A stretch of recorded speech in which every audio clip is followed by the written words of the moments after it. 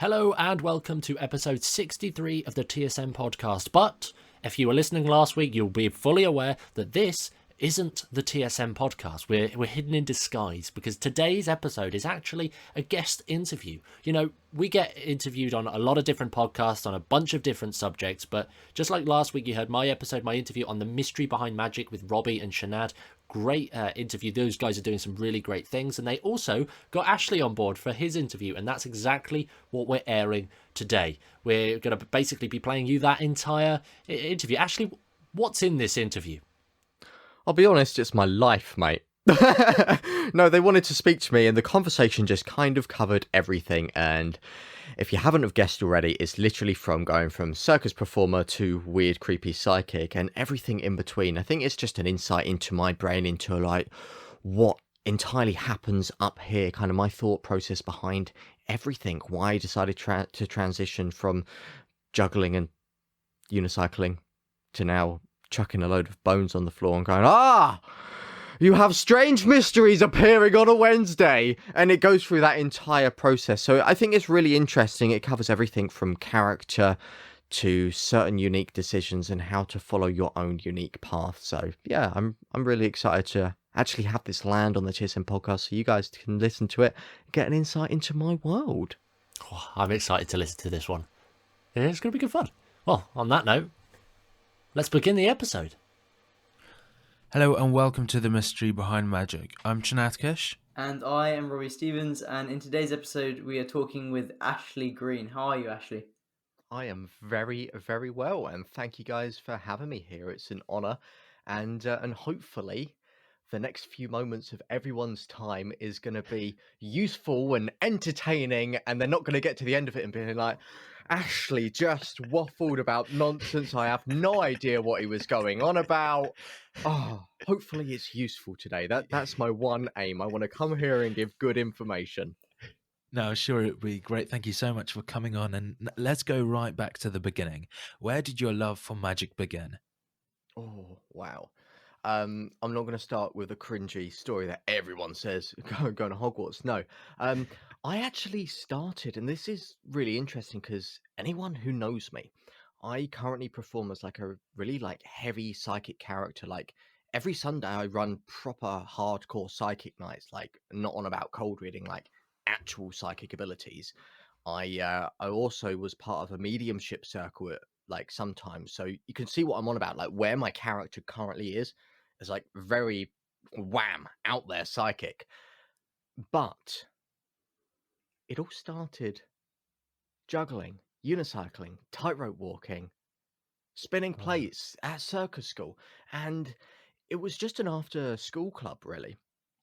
And it was going back, I don't know, 13, 14, around about then.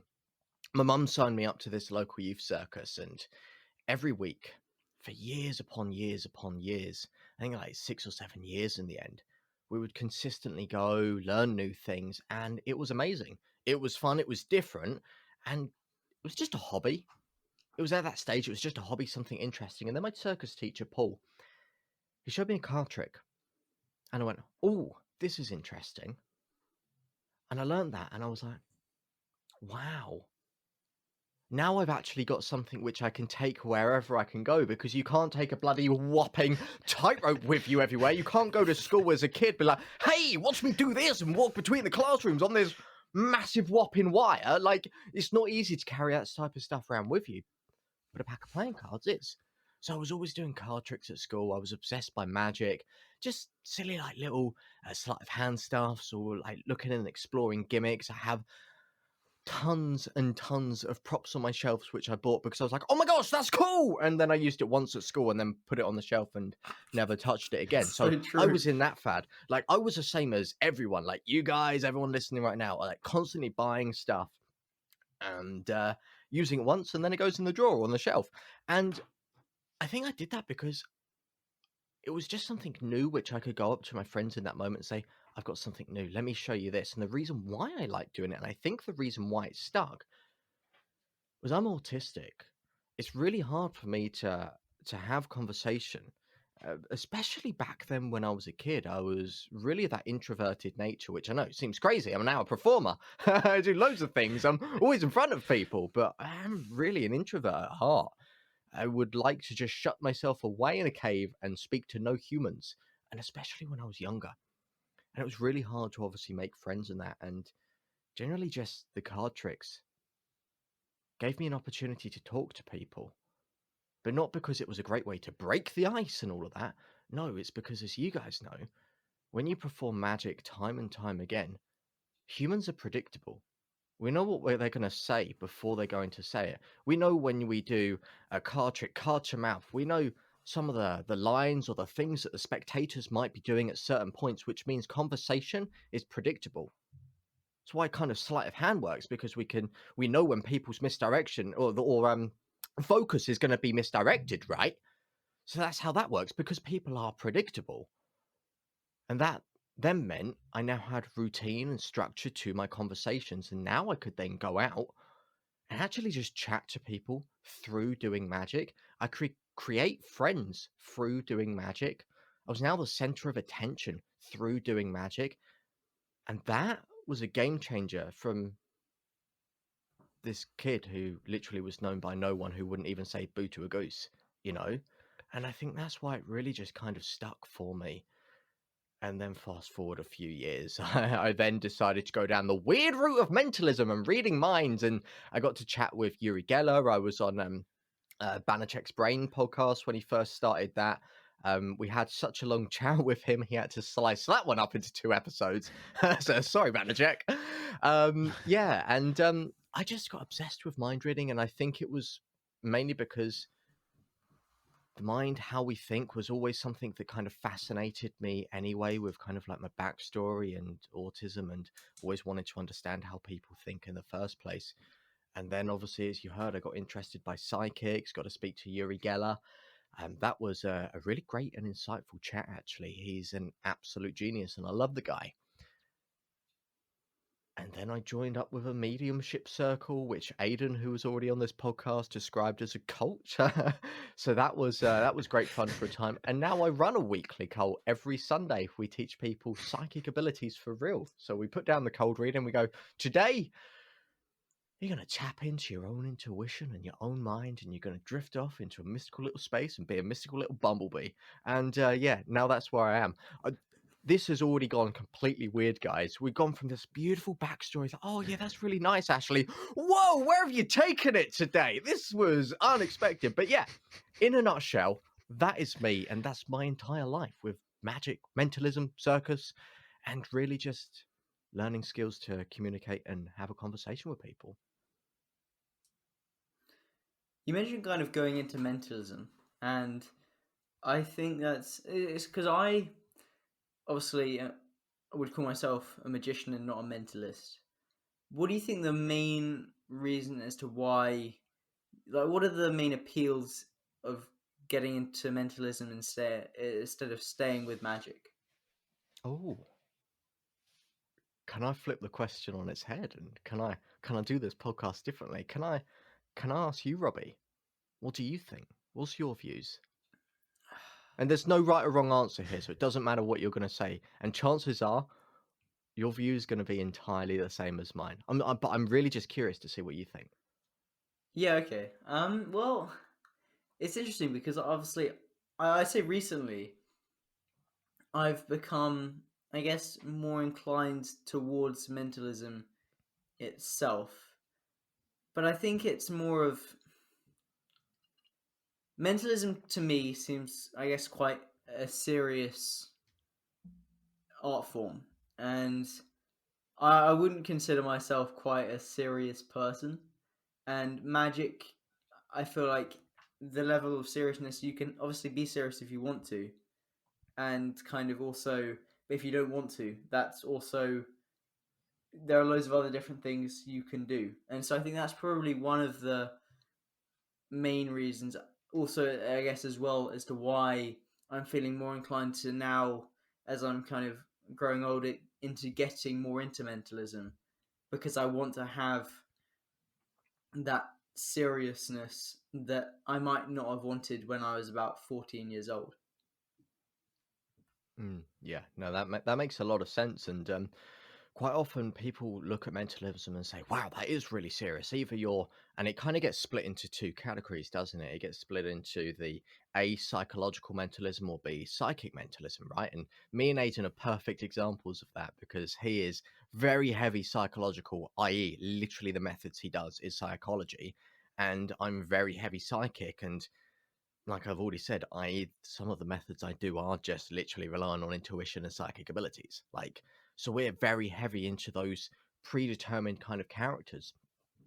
But I think the difference between magic and mentalism is summarized perfectly by my friend Tahar Mansour. And he said this, I think it was him. We'll go with it. He's getting the credit now anyway. He said, magic will leave someone going, how on earth did they do that?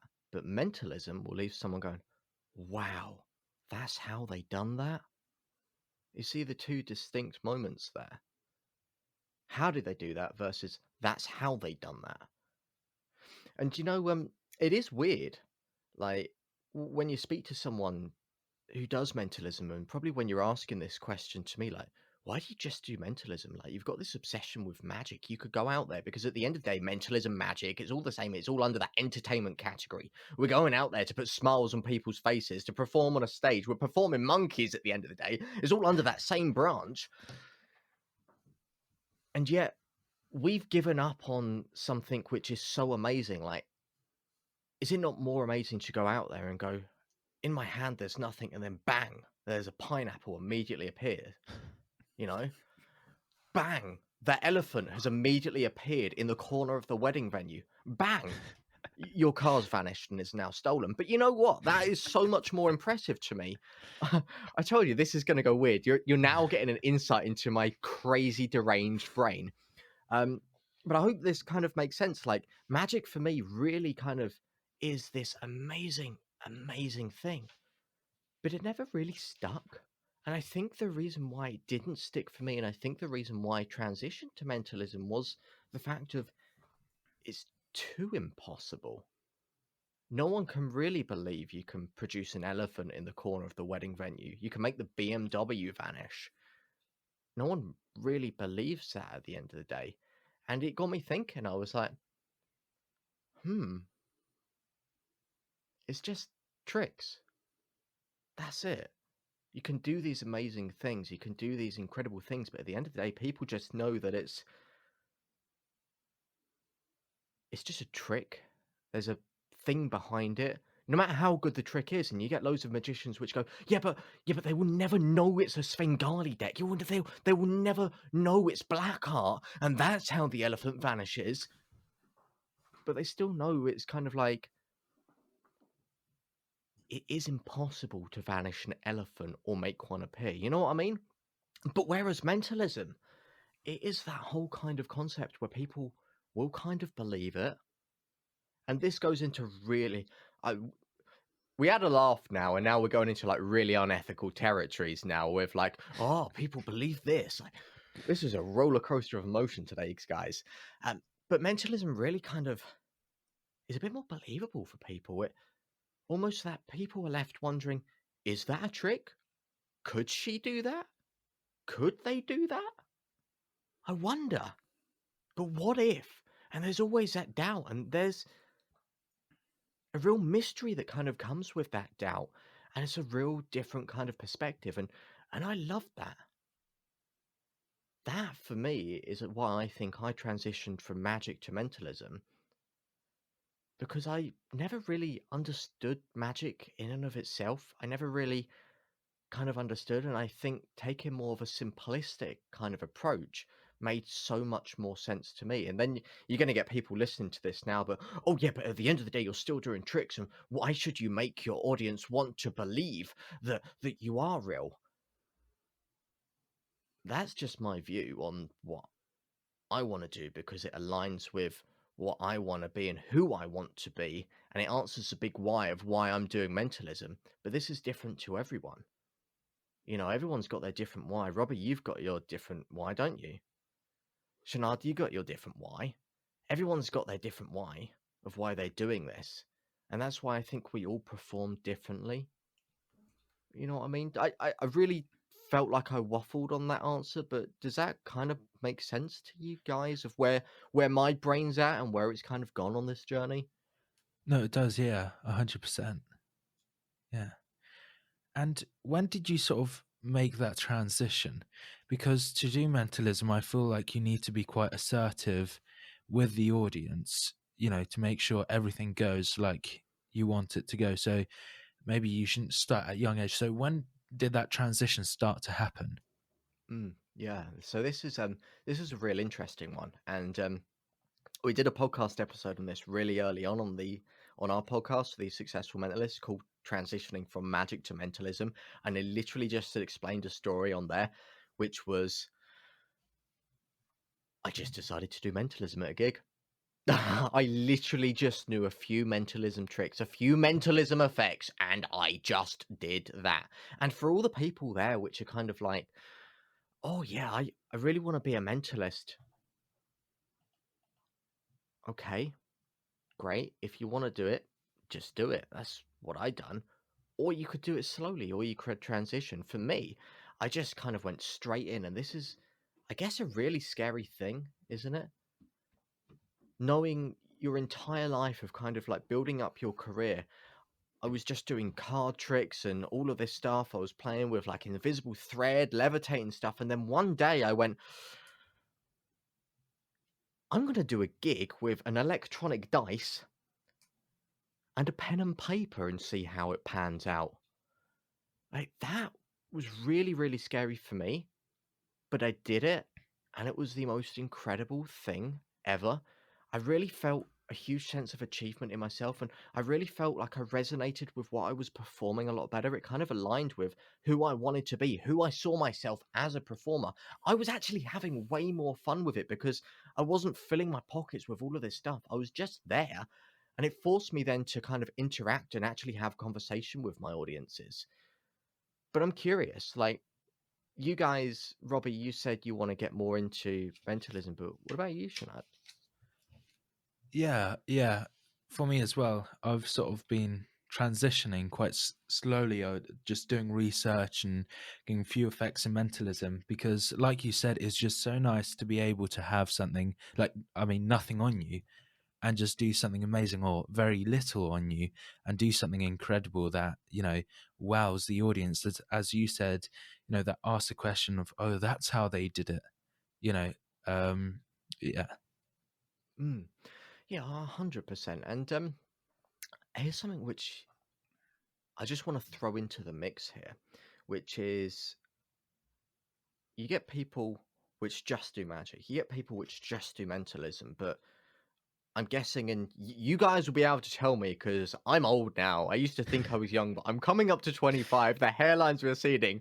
I feel like an old fart. I'm hitting my midlife crisis. So you guys will probably know the answer to this probably a bit better. Magicians, mentalists, what is it now? Is it a people just doing mentalism? Is it people just doing magic? Or is the majority people doing a mixture of magic and mentalism? What is it with the younger people today? Yeah, it's we're both in the YMC, and I think in competitions, it's mostly been close up. Okay. Because I think Mostly that's just cards. mostly Mm, cards. Because I think that's what most people think as accessible. It's mostly close up card magic. okay. 100%. Do cards And lead then into mentalism? oh, yeah. Oh, yeah. Because you've touched on something which I am going to cover. 2 points, actually. And the first point I want to discuss on this, which is, again, the other question which will probably boil the blood of all the listeners. Should card tricks be used in mentalism? I'm going to cover that. And also how we can use your existing card repertoire to do mentalism. So you don't actually need to go out and learn anything new. You can literally just do it with what you already know. So please, please, please remind me on that. Ask me the question, how can I use my existing card repertoire to do mentalism? And also, do card tricks belong in mentalism? Because I'm going to bring up another point first, and I really don't want to miss out on that because I really think it will be useful for everyone listening. But I want to bring up this point because you mentioned something fascinating, and that was the same of when I was at the Young Magicians Club. Everyone was doing kind of card tricks and magic tricks because it was accessible. It was accessible for me when I was younger, but occasionally someone would pop out and just do the odd mentalism trick, the odd mentalism effect. And when they're performing to their friends in school, for example, it would be more prominent there because it was like, oh my gosh, I can do this. I can fit it in. It's a bit of that diversity. It's something new, which my friends haven't seen. But the problem I find a lot of the time with magicians doing mentalism is this. It goes from this like super fun, I don't know how your characters are, but I'm just going to say generic, like it's super fun, super interesting, like high energy. It's like bang, bang, bang, look at the cool magic. The card goes on the top, bang, it's now in your pocket, bang, it's in your eye. All of that sort of stuff, high energy. And then they swap to mentalism and it's like, and now for some mentalism. I'd like you to think of a star sign and I'd like you to think of how many words are in this star, how many letters are in this star sign, and think of the tone really kind of changes. It stops being so fast paced. If they were a fast paced, fun performance, it really comes back to that being serious. And I think this is something which you addressed earlier, Robbie. You said, "Oh, mentalism's a lot more serious," and I think it doesn't have to be. It's only serious because that's what a lot of people see at the moment. Mentalism is just, at the end of the day, what is it? Reading minds, predicting the future. Anything more? Maybe some psychokinetic stuff? Telepathy is just reading minds? That's kind of it, really. When you boil it down to that, it doesn't have to be serious. It could be fun. It could be high energy. It can be serious. It could be extremely dark and twisted. It could be inspiring. It could be funny. Or it could be dull. Like, you do you. If you want to perform dull, like, hey, do it. But you get the point. It doesn't have to be serious just because you see other performers doing it seriously. It can be whatever the hell you want. And this is a mistake I see too often with experienced performers who, and I'm not going to name names because it's not one of those like, name and shame. Haha, they do it wrong. Haha, they do it wrong. I know when I used to perform mentalism and a magic at school, I fell into this trap and I did it wrong. And it's this. What I've already described. Bang, magic, magic, magic, magic. And now for some mentalism. And the tone changes. You become a different person. You become a different character. And it's jarring with your audience. And then the moment you go back to the card tricks, it's now, oh, bang. And now the card's back on top. And then the tone changes again. It's like you've got this character which everyone loves. And then the moment you do a mentalism trick, bang, you just fly out of character. And you either start impersonating Darren Brown or Ashley Green or whatever, and then bang, you go back into yourself doing card tricks. And I think that is because we've got that preconceived idea in our heads already that mentalism has to be serious. It doesn't. It can be whatever the hell you want. But the main focus here is to really, get in line with your character. How are you performing? Why are you performing like this? What are you doing? What do you want the audience to feel? What do you want the audience to think? How do you present yourself? All this stuff like you can ask and more. And make sure like your mentalism's consistent. Make sure that you don't just suddenly go from the funny comedy card magician to Darren Brown, then back to the funny comedy card magician. That's like a real problem I see with people getting into this, but also experienced pros, people that actually go out, magic full time, do big stage shows, lots of close-up gigs, and they fall into this time and time again. And it's just a jarring factor. I see that as a real problem, but really character consistency is something that I really strive for. And when you can crack that, it's not going to seem jarring. And I think you're going to give a better experience to your audience. Everything's going to seem consistent. And then you're not going to be copying people like Darren Brown or the psychics out there. You're going to be your own individual because you understand who you want to be, how you want to perform, and what you actually want to do. So really dialing this back in, thinking about yourself, your character, is going to be so useful. But what are your guys' thoughts on that? Can I just say... Oh, you go, Csanád. Just one thing before the thoughts, that Chris Cox, you may know him. I love his style because it's so unique. And like you said, his style is not serious whatsoever, but the mentalism is still as strong. Sorry, Robbie, you go. Yeah, so I mean, kind of related to that. So you're talking about kind of, I guess, characters and how they can be jarring. I was listening to, I think it was the Practicing Magic episode on your podcast, which I love, and I think everyone should go over there and check it out on creative visualization because it was great. But you mentioned how in I guess when showing magic to your family, there is for you quite a jarring thing of how it's your personality not performing magic or mentalism, and then you kind of have a stage persona. Are you trying to kind of make sure that they are more in line, or do you think actually you'd rather have them to be different? Ooh. Can you ask that again? I want to get a good answer for you.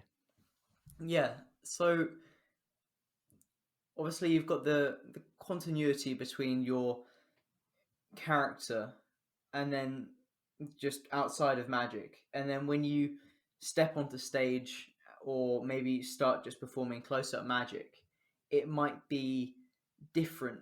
And so those that know you well, like close friends or family, when you perform to them, they notice it. And do you think, I guess, do you think that that's a positive or a negative thing? Yeah, got ya. Got ya. Okay, perfect. So, yeah, here's the thing with character. Sometimes we're told to be an extension of ourselves, which we can be an extension of ourselves. Sometimes we can be a completely fictional character, something which is completely made up. Like for that moment, you are Brian the psychic medium, whatever, just to pluck a weird name out the sky. And then sometimes you've got that middle ground where it's partly yourself, partly fictional and combined. And that's kind of where I lie. Like, there's no right or wrong way out there, but yeah, you are completely right. Like, those people around you, for me, growing up, I was very different. And even in my day, it's very, very different to how I perform, because in my day, I'm not going around chucking incense everywhere, rolling bones across the floor. Like, let me make this business decision by chucking some bones. Okay, so the fox's leg and the fox's paw and the amethyst tells me I don't do that. So yeah, when I start doing that and adopting that into my routines, and that is me, that essence of performing, that is me in that moment, it is really jarring for the family to watch, because they're like, that's not Ashley. And that's okay. Because this is the interesting thing. Sometimes, and this is what we spoke about on actually practicing magic. Sometimes performing on your family, it might not be the best people in the world to perform on, because they know you for you. They know the real you. They know every single thing about you. They know the pre-wizard you, the pre-magician you, the pre-deranged psychedelic mentalist you. They know all of that.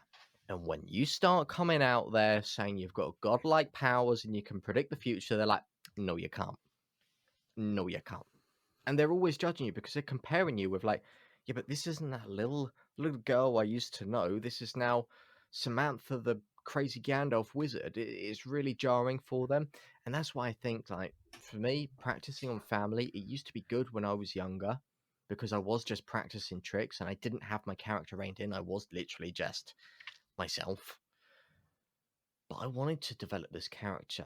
It came from like a huge need and want, like something amazing that I wanted to be, like create this real presence. And then that jars, like, you know, performing with the family, it really jars.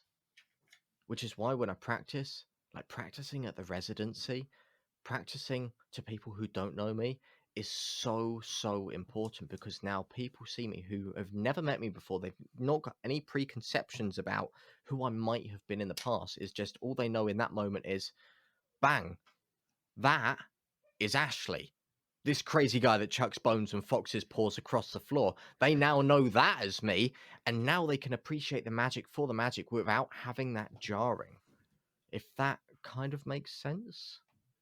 It does, yeah. So, me and Robbie had this discussion the other day.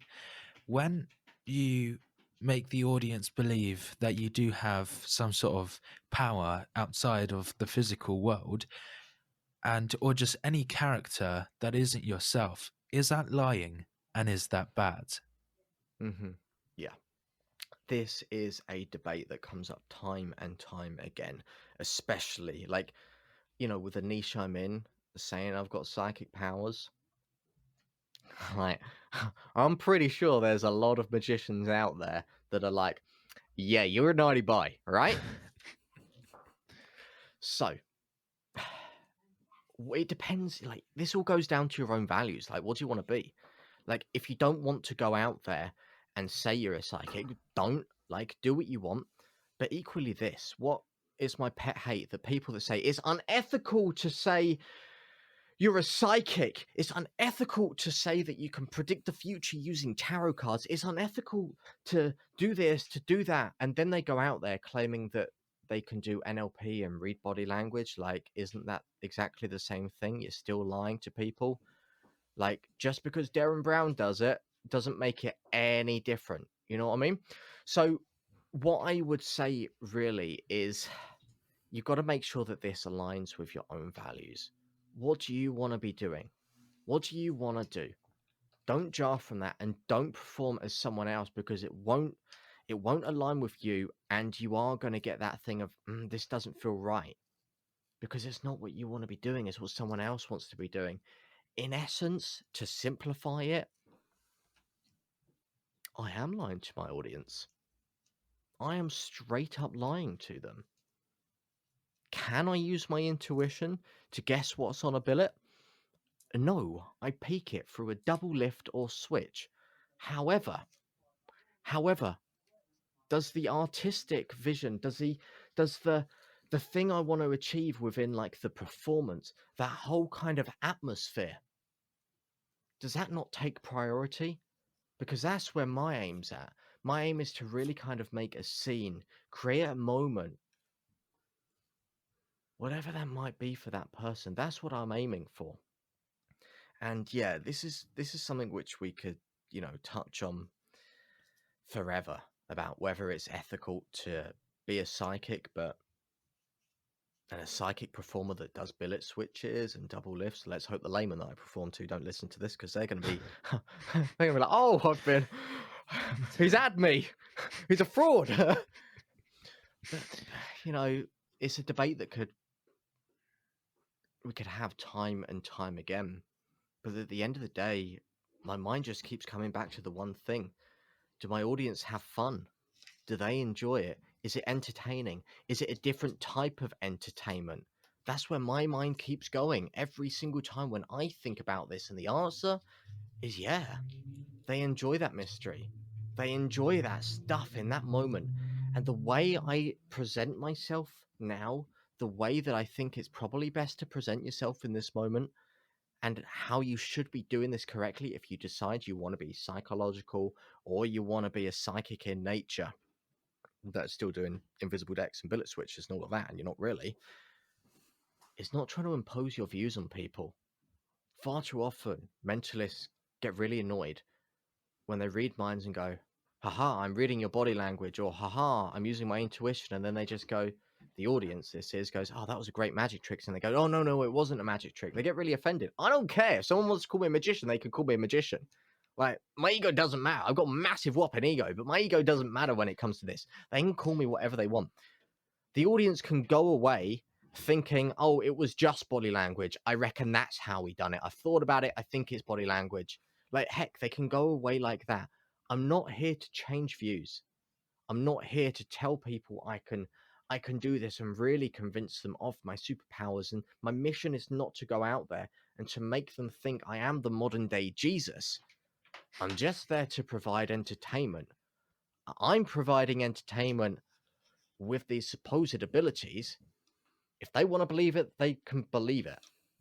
If they don't want to believe it, they don't have to believe it. And if they don't want to believe it, is it still fun for them? Is it still enjoyable for them? Yeah, of course it is. I've performed to the most skeptical people in the world, and they've gone, that was bloody fantastic. I had a great night. And I think that says it all, I'm just trying to create something different rather than just, here's this logical thing which is just a trick, or here's this logical thing where I'm reading your body language, which is still not reading body language. Unless you're Aiden, because he's fantastic at that, and he can actually read your body language. that's where my mind keeps going time and time again. I just want to create a different type of entertainment. And I don't care what people think at the end of the day. I do heavily position myself as a psychic. I do say I'm using intuition and psychic ability when I perform. And heck, sometimes I do actually use genuine psychic and intuition, which we can get into if you want to chat about that in a second. But that's it, really. Like, as long as you don't get offended and don't want to go out and force people to change their views, their preconceived ideas, then I think it's fine. It's the moment that you start trying to go out and say to someone, oh no, but I am real, you must believe me, please convert your own opinions to believe me. That's when I think it hits a bit of a weird ground for me, and that's where it doesn't align with what I think is good and what I'd be comfortable with. Yeah, I mean, going a bit back to the whole character thing and also getting in to magic.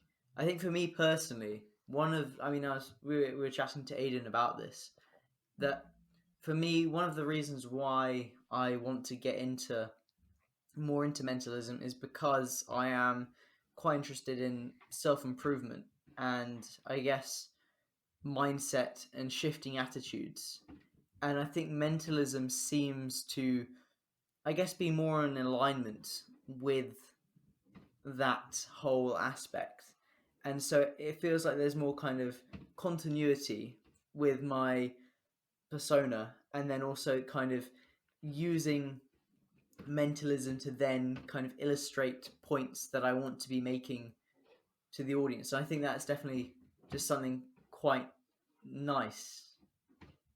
Dude, that is beautiful. I absolutely love that. And do you know what I love more than anything is when you say that, it's so unique from what others are doing, right? It's so different from what others are doing.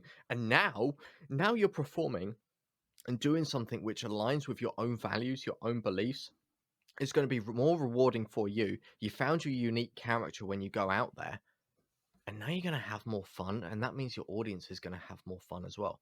I think that is absolutely fantastic. But I'm just curious to know, why don't you think you can do it with magic? I mean, I think I probably can. There are definitely aspects I can use magic for.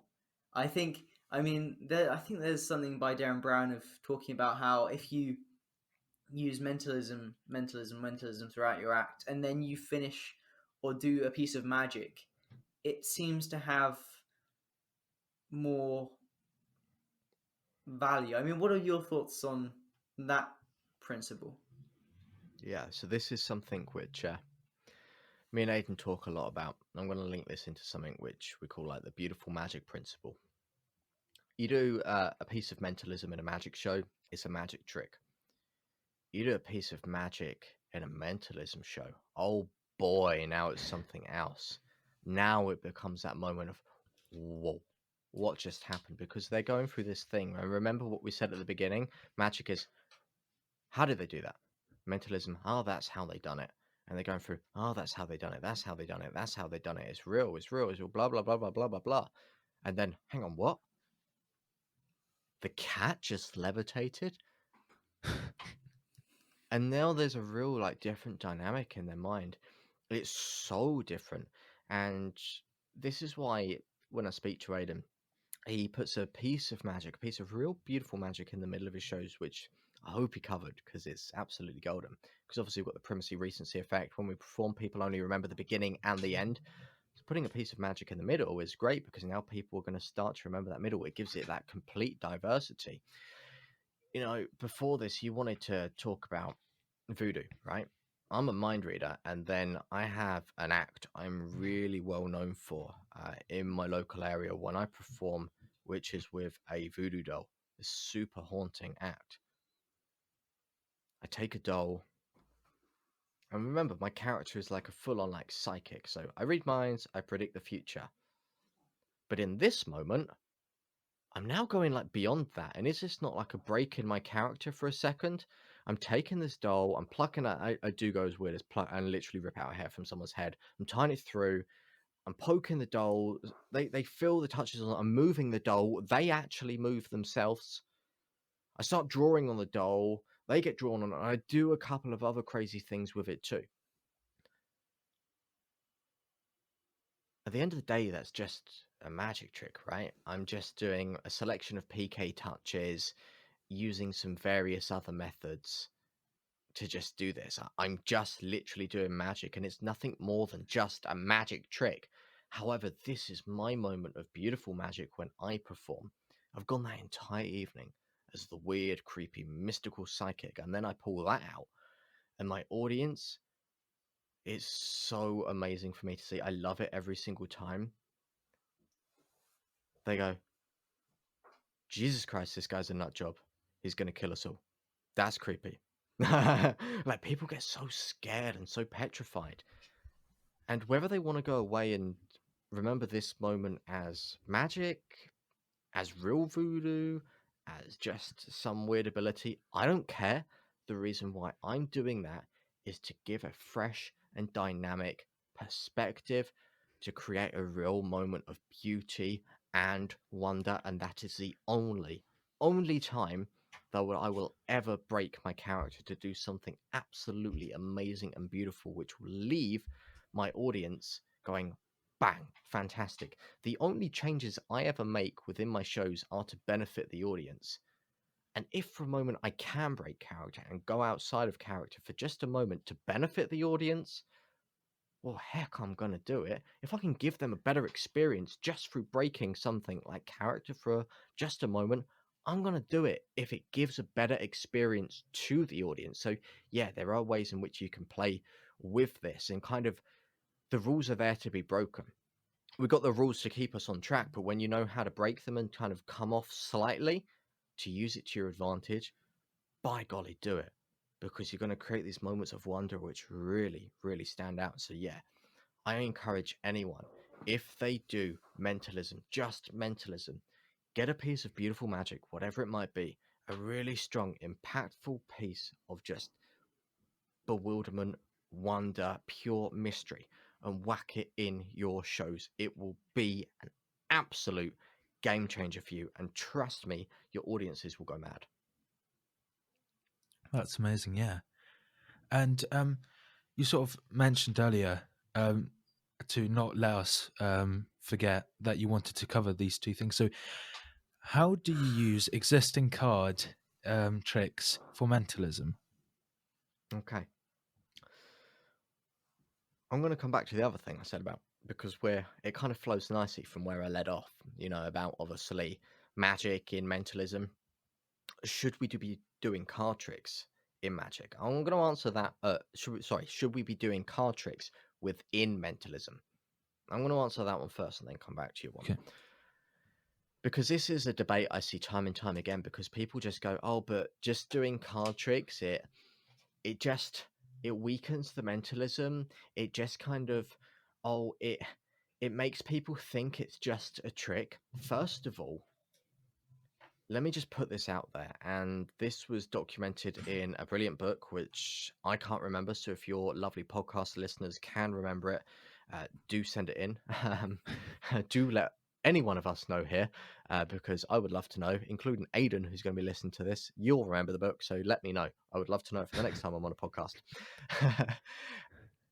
If you could really read minds, like genuinely, if you could really read minds, where would you be? Down the casino?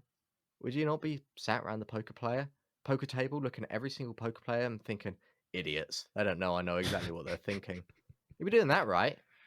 So in reality, now it's completely logical to do card effects, card mentalism effects within strong, heavy mentalism material. It seems completely logical when you look at it from that angle to actually bring playing cards into mentalism, because it makes so much sense. It's obvious to bring it in. But only if you present it right. And that is obviously using your character to your advantage. But here's the other thing. Should we be doing card tricks? And I'm on about actual card tricks here, i.e. the 4-ace production in mentalism. I've told you that I love reading minds as this crazy weird psychic. Like, I do things, my close-up material when I go back to the magic bar, do you know Do you guys know what that would consist of? Tarot cards. I give readings. Bone castings. I literally throw some gemstones, weird objects, and a couple of bones and preserved pieces of animals around to tell the future. I do that. That is 80% of my set. And I will still do card tricks. And I will do a 4-ace production. I will do color changes. I will do all of that. And I do this because it actually links into my character. What's to say a real-life psychic? What's to say someone who has genuine psychic abilities doesn't have a hobby just doing card history, just doing card tricks, right? What's to say that? Because me, I perform as a psychic, but I've already told you my background is in circus schools. I then learned a card trick when I was at school, and I've already told you that my character is kind of partly myself and partly this kind of fictional thing, and I lie somewhere in the middle of all of that. So it seems completely natural and completely fair and completely honest and open to my audiences to say, this is how I got into doing it. You know, I'm out here reading minds and predicting the future, but let me tell you, I got into doing this crazy stuff. Funny story, doing circus stuff, juggling, unicycling, tightrope walking, spinning plates, and my circus teacher taught me a card trick. And from there, I went on this crazy journey. I got to meet some incredible people. I got to speak with Uri Geller. I joined psychic groups. I was part of a mediumship circle, and that's where I really honed my skills as a psychic. But it all started from learning these silly little card tricks, and I'd love to show you guys here what was a hobby and kind of still is. And now that makes so much sense to bring that in. And now I can perform whatever card trick I want, whatever color change I want, and I'm not going to be impacting what I do as a psychic character. I'm not going to be getting people going away thinking, oh, the tarot reading's just a trick. Oh, the drawing duplication's just a trick. Oh, we can't really guess my mum's name of Emma. That's just a trick. They're going to be like, wow, that's bloody fantastic. The card tricks were real. I didn't even realize he'd done card tricks because I've put a divide between the two of them in this moment. I've said, here's what I actually do. Oh, by the way, I can do this. This is a hobby of mine. Would you like to see it? There's a clear divide. And that opens me up to do literally whatever on earth I want. So yeah, I will go out, and I've been to tables after showing them some proper heavy material. It gets to the end of the night. I kid you not, one of my favorite card tricks to do at the residency at the end of the night, once everyone's having a laugh, once I'm really there with people, is literally card to underwear. Someone takes a card, it vanishes, it appears in my underwear. I know, completely goes against everything I do as that character, but it doesn't.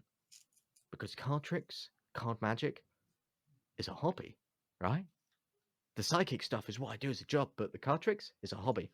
And now it fits perfectly. It doesn't take away from another. It's perfectly in sync. It perfectly goes because I understand how to present it suited to my character. That's why I come back to character so much. It's so important to understand how you want to perform, why you want to perform, what you actually want to be doing, because now you can start to piece things together and make it flow naturally and suited so that it's not jarring with your audience, so that you don't get that thing from your audience of, oh, well, he's just doing magic tricks here. She's just doing magic tricks here. Therefore, it must just be magic in general, because I've created a severe divide. So I hope that makes sense on that front. And hopefully that kind of changes people's perspectives. And actually, people start doing card tricks in mentalism because, hey, I've said it's perfectly logical anyway. But secondly, how can you use your existing card repertoire to do mentalism? You might be out there and you might not know any mentalism already, but you know how to do an ambitious card, right? You might know how to palm cards, right? You might know how to use key cards, right? Get people to write on your playing cards or replace playing cards for billets. You've got a stack of 52 pieces of paper. Now, if you get someone to write on a playing card or a blank billet, you handle it exactly the same. Someone can take a word, place it in the middle of a deck, shuffle it up. You can control it to the top. When you control it to the top, you can peek it as you would be doing with playing cards anyway. You can place that aside, and now you've got a piece of information. So now you can start to present that as mind reading instead. You know the information. Now you've got to do is reveal it aligned with your character and focus on the process of actually going up to the reveal that piece of information. So you're using the same skills of maybe a pass to control something to top to then just peek and place down, or equally you could be using a palm. Get someone to write a name on a playing card, the name of someone they love on a playing card. You place it back in the deck, you palm it off. In that moment, you can just take a peek while you're holding that palm down by your side. Whatever you want to do. And then place it back in the deck, shuffle it up, put it aside. You know that piece of information. You want to use a key card, even better. Have a variety of different words in a stack of billets. Get someone to add to one, and you just literally remember the word on the bottom of the deck. So when you cut it in, when you spread through, you know the word on the bottom, and you know the one next to it is going to be their word. Using existing card material, existing card moves, but now we're dealing with information that's different from just a, let's say, playing card. Instead of showing the playing card jump to the top, we're making it jump to the top so we can peek it to then reveal the information. Have I made that kind of clear enough on how you can use existing card magic straight away, the routines to do this mind reading? Yeah, 100%. Yeah, that's great. It's incredibly easy. Like, genuinely, this is so easy. And then you're set.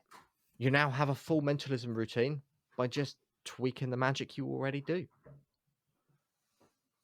That's amazing. And that's such a good note to end the podcast before we go to the quick fire round. Thank you so much, Ashley, for coming on. Thank you so much for sharing everything you did with us. And it's so interesting with the things you share. So honestly, thank you so much. You are most welcome. Thank you. Now for the quick fire round question. So perfectly links into what you just talked about. Do you have any sort of favorite cards you use? So like tarot cards, or just a blank deck of playing cards, or actual playing cards? Yep, 100%. A marked Svengali deck, ideally DMCs that are stripped myself, because my philosophies are, if you are going to bring a pack of cards to the poker table, you might as well make sure they're rigged. Heck, magicians shoot me down. Oh, that's not pure magic. If I'm going to go out there, I want to make my life as easy as possible. It's quick fire, and I've gone into a long answer, haven't I? I'll wrap this one up. I want to make my life as easy as possible. So just bang. Gimmick deck. Yeah, 100%. Marked and stripped. Favorite deck in the world. You can do so much with that. Favorite tarot deck in the world.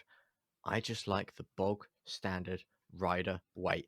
Now there is a larger, and I got the borderless. It's called a borderless Smith Waite, and they are my favorite tarot cards. I just love the fact that they've not got a border. I just think it looks so different, and I use these all the time when I'm doing close up, or even when I'm doing private readings over Zoom.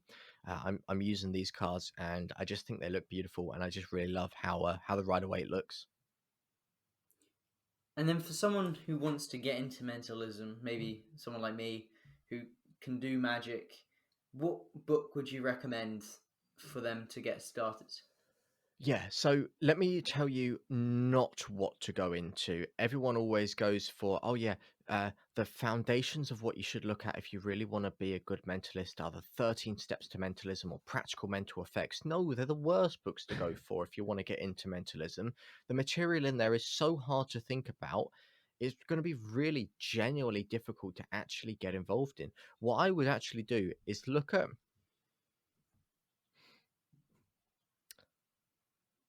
Let me tell you what I done. I didn't go for a book. I will come back to a book in just a second. I'm looking at my shelf now. But one of my first DVDs was from Luke Jamay, and that was Jamay's Mind. And I thought that was really fantastic for actually beginner mentalists, because it's just, here's a routine, here's how to do it, run with it. And it's nice and simple.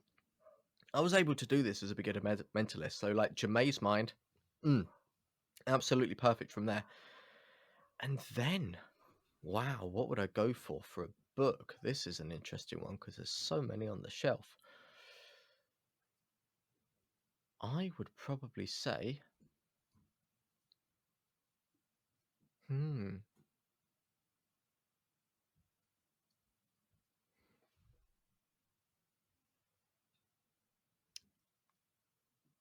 You know what? I'm going to go with a different one.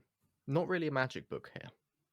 And it's probably because of the different and fresh perspective and understanding from inside a mentalist's brain. And that is any one of Darren Brown's books. He put one together with Channel 4. I can't remember the name of it now. But that, if you can get that, it was absolutely fantastic because I remember reading that. I first got the audiobook when I was a kid, and then I luckily found the book in the charity shop. Oh my goodness, it was absolutely fantastic because it gives you an insight into his mind, into his ways of thinking, and from there you can really understand mentalism from a fresh and different perspective and apply that with the information I've already shared you about just adjusting your current material to be suited to mentalism. Now you're set, right? Now you're fully set. You've got your routines, you've got your tricks, you've got a different perspective, you've got an understanding from just Darren Brown's point of view. That's all you need to know. So yeah, 100%. No idea what that book's called. I think you put it together with Channel 4, but it's a Darren Brown book. You'll be able to find it online, super cheap, and also Jamay's Mind. Fantastic DVD set for beginner mentalists. If you could meet any magician, mentalist, present or past, who would it be and why? Oh, present and past.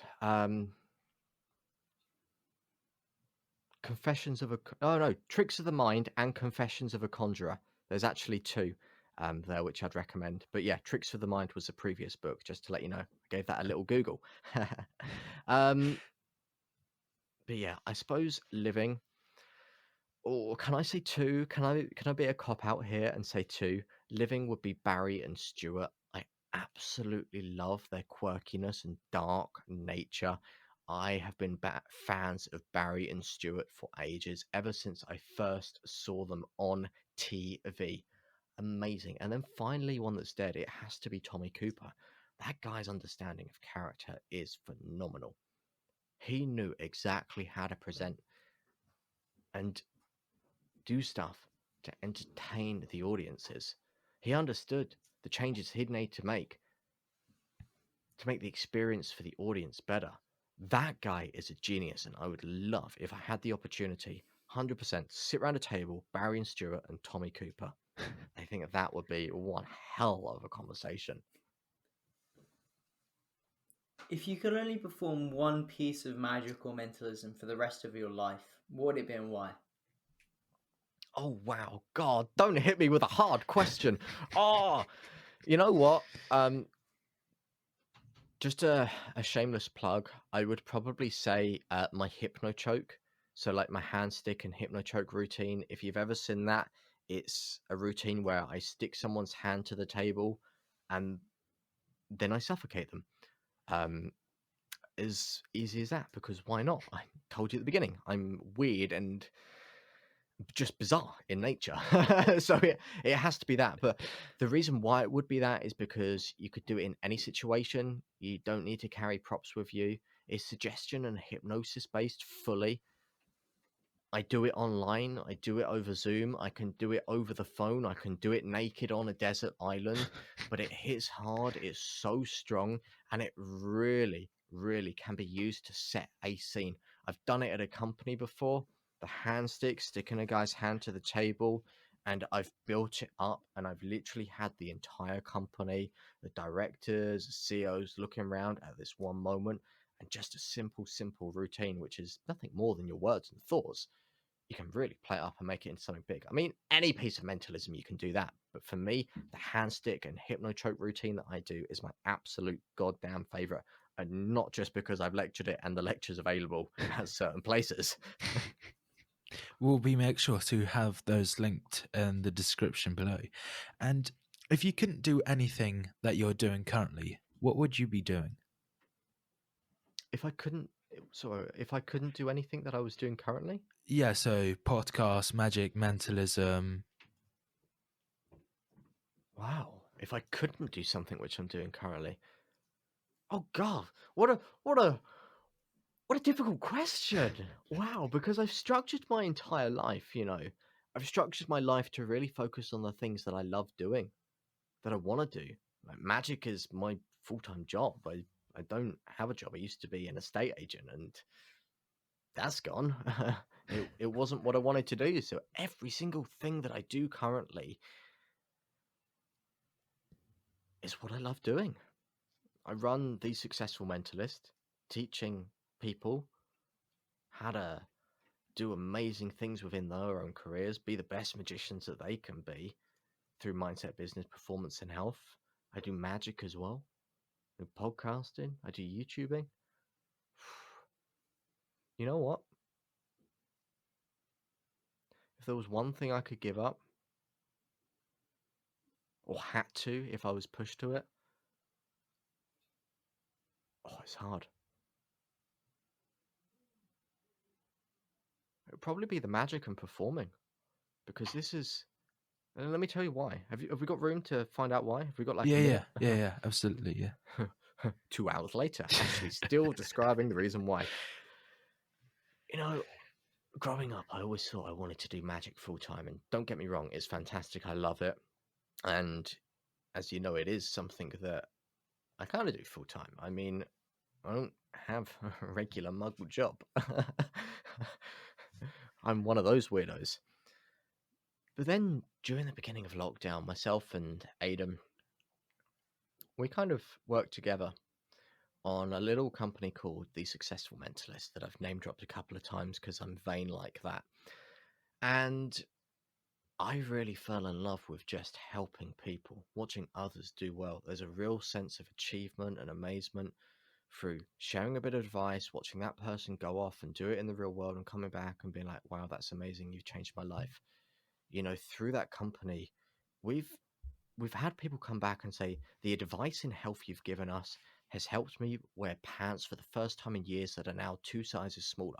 We've had people go through depression, severe depressive slumps, and they've come out of chats with us with unlimited motivation, a way on seeing a light at the end of the tunnel, and they've gone away and absolutely crushed it. And that, helping someone get out of a depressive slump, that's rewarding.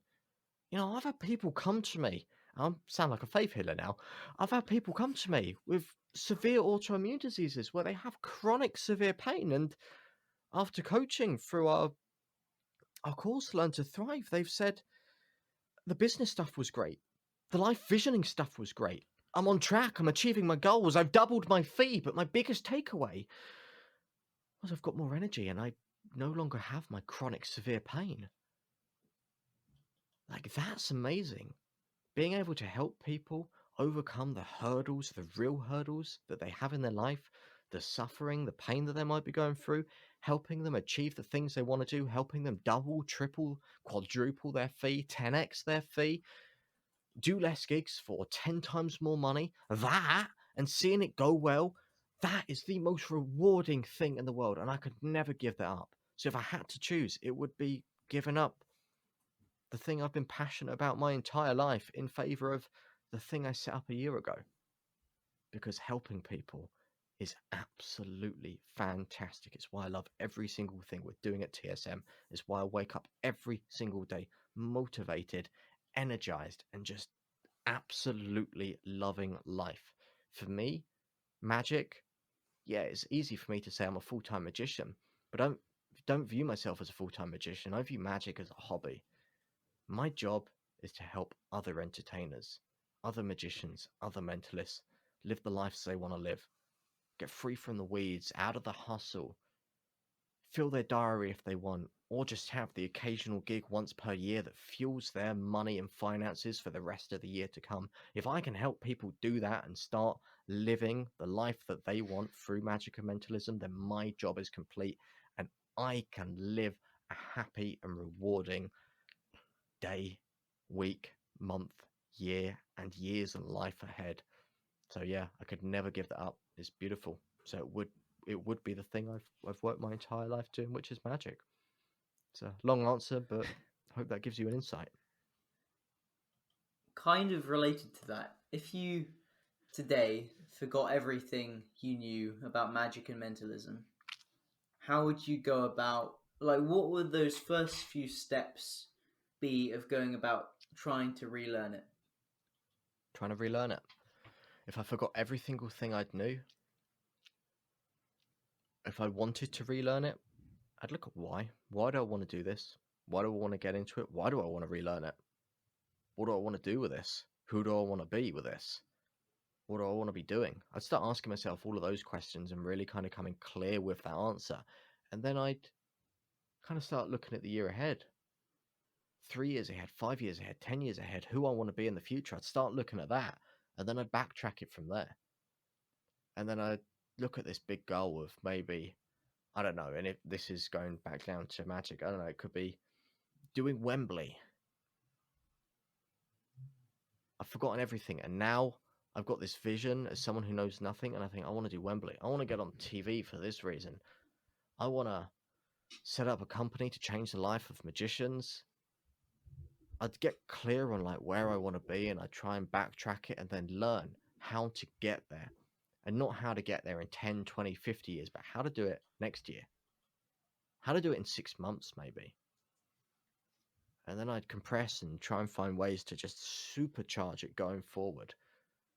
That's what I'd start doing. And maybe if I forgot everything, I hope I would remember this one thing, that the tricks for me are the least important part. I can go out and do SpongeBob mentalism, it can be a killer show.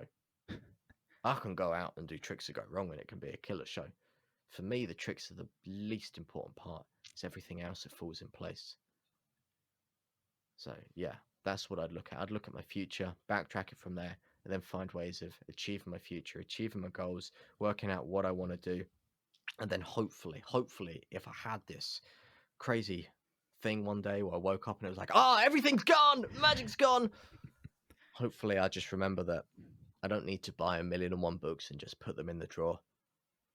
I need to work on me, work on what I want to do, work on being entertaining, a good performer, a good speaker. I'd work on all of that. And then I just do a few tricks. That's it. That's amazing. And if you could have supernatural powers, what would you do? I mean, I already do. You are speaking to an almighty psychic here. You are speaking to someone that used to go to mediumship circles. You are speaking to someone that reads tarot, reads bones and dead animals. I already have supernatural powers. So that answers your question. But no, in all seriousness, if I had supernatural powers, it would be the ability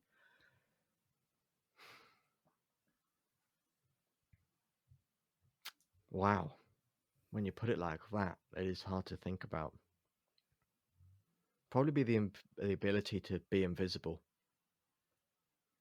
To just be able to go wherever you want and no one knows you're there, and just not in a creepy way, of course, but just kind of like just completely be by yourself, alone, and you can just be distant from the actual world itself. That's for me, yeah. Because I can already read minds. We know that. So invisible. Invisible is the next step. And heck, I'll come back here in a year and I'll be like, guys, I've worked out how to do it. Poof! Now I'm invisible. Can I ask you a question related to that? Because obviously you want to, I mean, one of the reasons for being invisible is to kind of have that solitude. But why would you not decide to, I guess, maybe have the ability to fly, where you could just go up in the air, no one's there, and you can kind of just relax and have that instead? Like, what's that main difference? I think I could give you two answers. I could go and give you an Ashley Green long answer, or I could give you the God's honest answer and say, I was put on a spot and I panicked, and the invisible one was the first one that came into my head first. I'll be brutally honest with you. That's where I ended up first. Heck, flying would go. But yeah, no, I just like the idea of just being alone with thoughts. I meditate. I do meditation a lot just to kind of be alone with my thoughts, looking at silent meditation retreats, all of that. So yeah, either one really. Either one will do. What's the favorite moment of your career in the last about 2 years? Quitting the job. Honestly, quitting the job. I hate the idea of living my entire life up until retirement doing something I don't like just for money, to then be like, hey, finally I'm going to retire and now I can live the life I want. Why would I want to wait till I'm like 60, 65, 70? I want to live the life I want now. If I'm doing something I don't like, I don't want to do it. I'm going to leave it, because money's not important at the end of the day, is it? Happiness is important. Chasing that's important. That is my favorite moment in life ever. Taking that leap, going through and doing something so scary, so gut-wrenching in the moment, diving into the unknown, knowing that, oh my gosh, there's so many things that could go wrong. However, it is the right decision. That, yeah, favorite moment in my career. If a blind or deaf person came up to you right now and asked to see magic, what would you perform? Actually, that is a really interesting question, because that did happen to me. I had someone who couldn't move, couldn't speak, but they could see.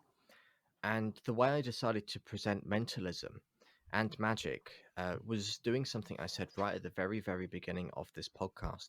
We already know what people are thinking when we do a trick, right?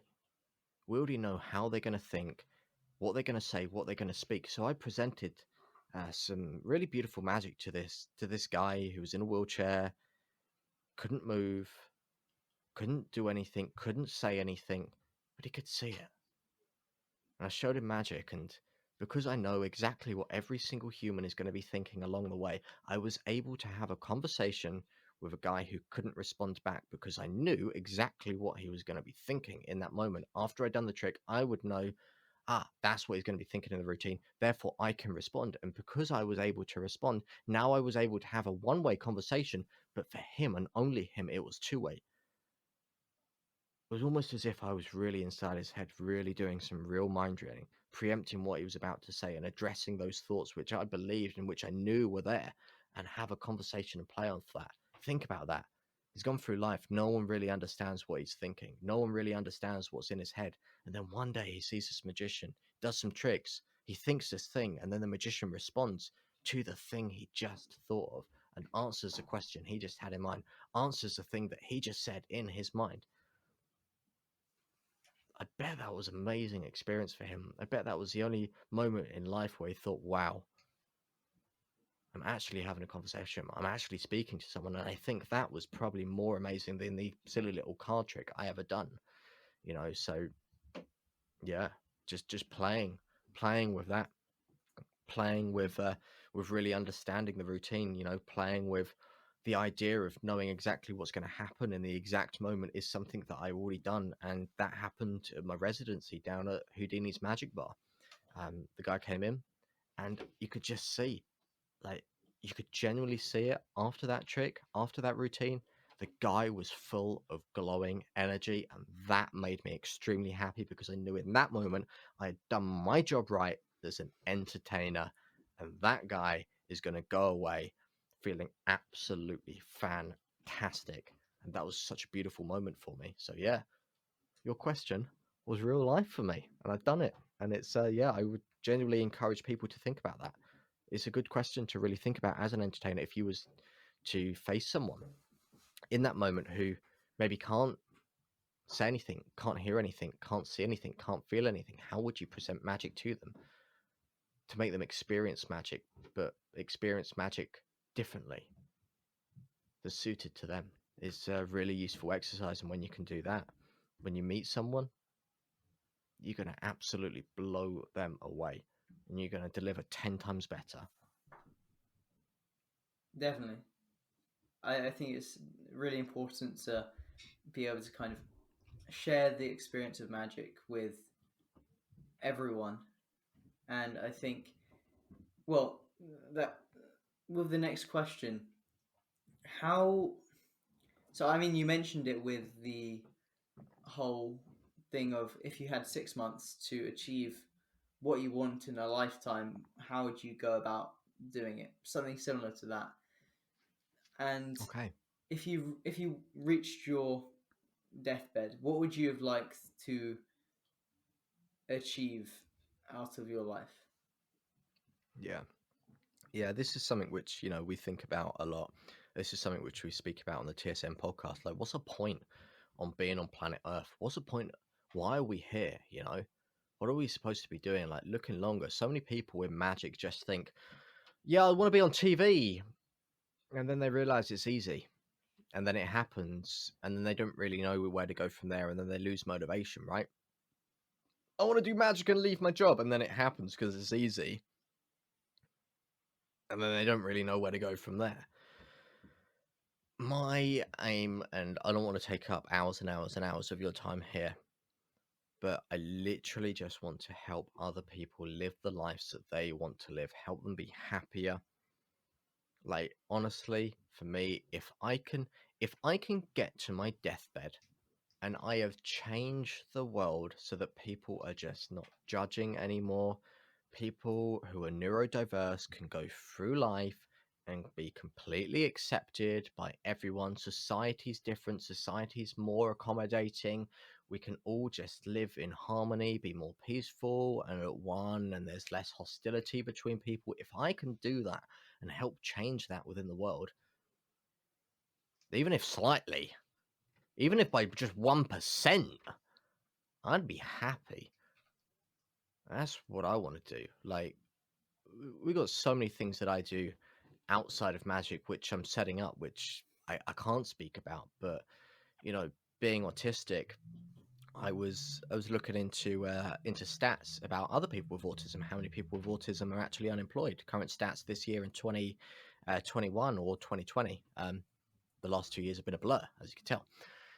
88% of people with autism are unemployed, and I was like, wow, I need to do something to think about that, because that aligns with, like, this big thing. And I'm working on ways in which I can narrow that number right down. So yeah, for me, it goes back to what I mentioned earlier. Literally just helping people, seeing others do well, and creating a world where people just have fun. People are less judging. There's less negativity. There's less hostility. We can go through life as happier people. That's the world I want to create. And if I can do that in just a small way possible, and like I say, even just 1%, I'd be happy being on my deathbed and thinking, wow, I've impacted that. I've improved that. That's my job done. If you could step into our shoes today, what's a question that you would have asked yourself? Oh, wow. If I could step into your shoes today, like I was your... So what you're saying here is, if I was to rewind time and I was to be back at the Young Magicians Club myself, what would I ask myself?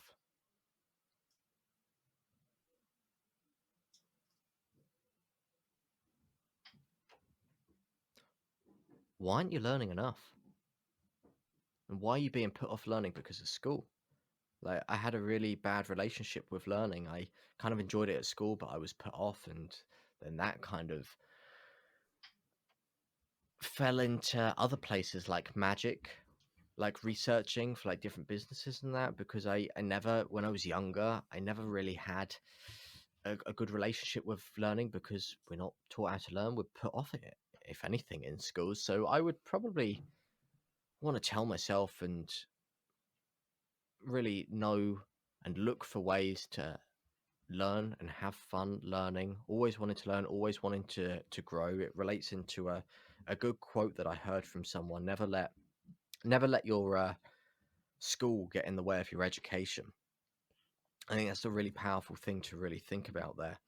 So yeah, if I could tell myself one thing, or if I was in your shoes, it would be to realize that learning is useful. It's so fun. And Robbie, you'll know this, being in the world of, like, obviously personal growth, personal development.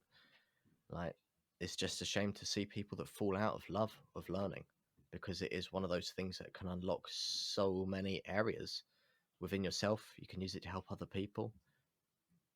You can learn to do anything. You can be anything, be anyone. So yeah, just don't fall out of the love of it. And why aren't I learning enough in what I want to be doing? That's what I'd probably tell myself, or if I was in your shoes.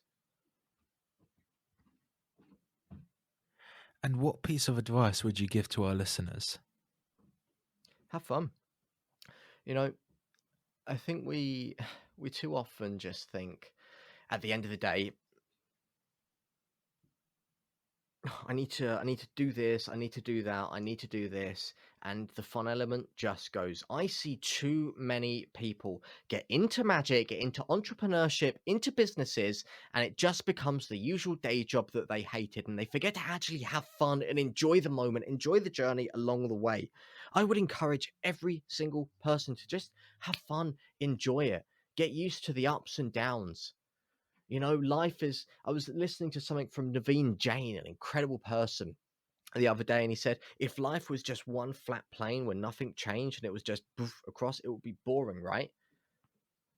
But it's the ups and the downs, the peaks and the troughs, the good moments, the bad moments. That's what creates good life. And it's remembering that when you get to the top of like a high point, just remember that it's going to dip again. And as he said, winter is coming, it's going to dip down. And then when you're at that kind of bottom trough, remember, yeah, the good times are going to come again, because that's life. It goes up and down. And when you can understand that, and when you can just be content and happy where you are, then you can have fun. Then you can start enjoying what you're doing. And when you enjoy what you enjoy, when you enjoy what you do, and when you start having fun and just really doing what you love, that really comes across in your work. As an entertainer, as a magician, you can tell when you've booked someone that just does it as a job compared to when you've booked someone that loves it, that is enthralled by it, that absolutely is addicted to it. It's a passion, a thriving passion. You can tell the difference because it's displayed in their body language. If you have fun doing what you do, you're going to be a 10 times better performer. So yeah, 100%. Focus on having fun. Focus on enjoying life. And, you know, there's good times and there's bad times in life, but all that matters is you just enjoy yourself and enjoy the journey that you're on. That's amazing, and that's an incredible way to end the podcast. Thank you so much, Ashley, for coming on. We really appreciate it. And all the points you mentioned were incredible, so thank you so much. Yeah, thank you, Ash. You are most welcome. I would say those quick fire questions at the end, struggled with some of those. There were some big questions, and one of them I had to pull invisibility out of thin air because I was like, I'll be honest, I don't know quite how to answer this one, so we're just going to say I'm invisible. So hopefully it passed. But yeah, 100%. I really hope everyone listening today really enjoyed it. I hope you managed to get something out of it. I hope, secondly, it changes your perspective. And I would just open this up. If anyone wants to take this further, if they want to reach me further, you know, you can listen to any of our stuff, which I'm sure you guys will link in the description, like the Successful Mentalist podcast. We've got loads of stuff over there, but just reach out, have a chat with me. Just search me, Facebook, Instagram, over in the TSM network, over in our app there, Ashley Green. I'm always willing to have a chat and help new people where I can. So if there's anything you want me to elaborate on today, or just maybe you're struggling with something in your mentalism or magic, reach out, say hi, and I'll be more than happy to help any one of you guys.